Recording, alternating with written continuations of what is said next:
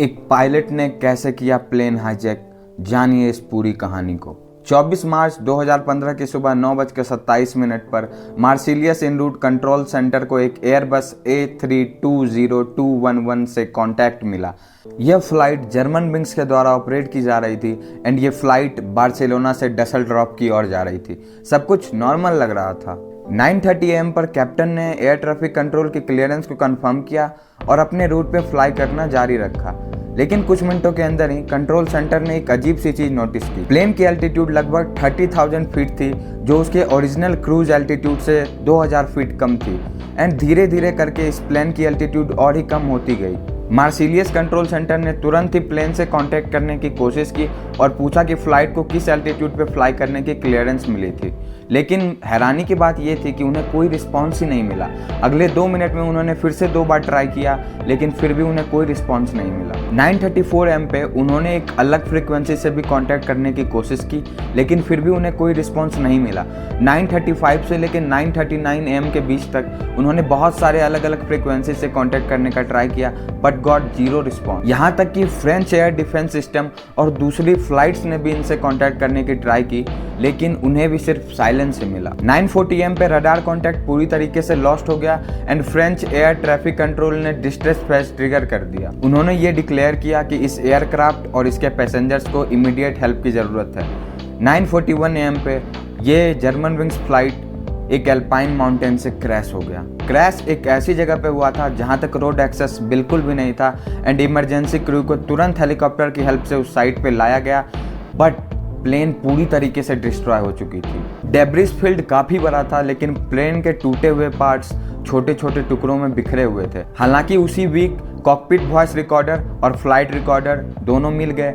वो सेवियरली डैमेज थे, लेकिन इन्वेस्टिगेटर्स ने डाटा रिकवर करके पूरी कहानी को अच्छी तरीके से स्टिच कर दिया। इन्वेस्टिगेशन में ये चौंका देने वाली चीज सामने आई कि प्लेन को किसी टेररिस्ट ने नहीं, बल्कि को पायलट ने हाईजैक किया था। जब प्लेन अपनी क्रूज एल्टीट्यूड पे था, कैप्टन ने 9:30 AM पर बाथरूम जाने के लिए कॉकपिट छोड़ा एंड जैसे ही वो बाहर गए, अंदर बैठे हुए को पायलट ने एल्टीट्यूड सेटिंग्स बदल दी। 9:34 AM पे कैप्टन ने कॉकपिट में वापस जाने के लिए एक्सेस मांगा, लेकिन दरवाजा परमानेंटली लॉक हो चुका था।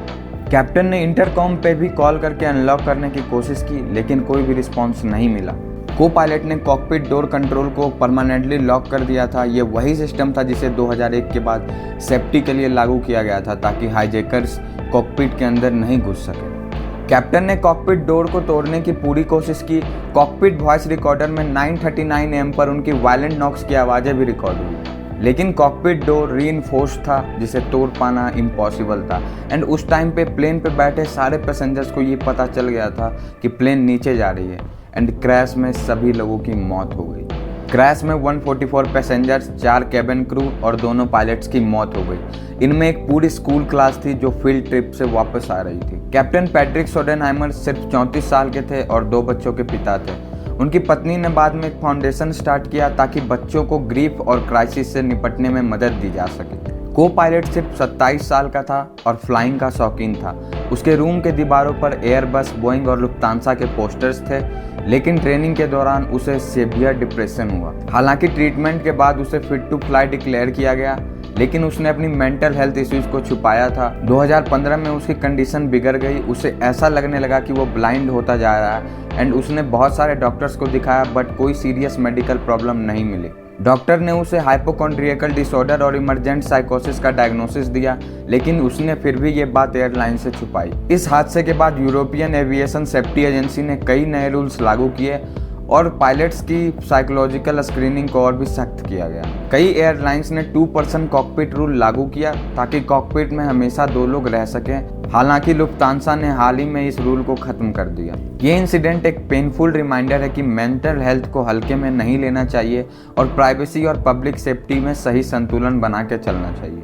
पायलट्स का हेल्थ सेल्फ रिपोर्टिंग सिस्टम कभी कभी फ्लॉड भी हो सकता है। जर्मन विंग्स का नाम बाद में यूरो विंग्स कर दिया गया एंड लुफ्तांसा ने विक्टिम्स की फैमिलीज को कंपेंसेशन दी, लेकिन किसी भी कीमत पे उनकी इस लॉस की भरपाई नहीं की जा सकती थी। इस ट्रेजिक इंसिडेंट से हमें ये लेसन मिलता है कि कभी भी मेंटल हेल्थ के इश्यूज को हल्के में नहीं लेना चाहिए। अगर आपको ये वीडियो पसंद आई तो इसे लाइक करें, शेयर करें एंड चैनल को सब्सक्राइब ज़रूर करें ऐसे ही इन्फॉर्मेटिव वीडियोज़ लगातार पाने के लिए।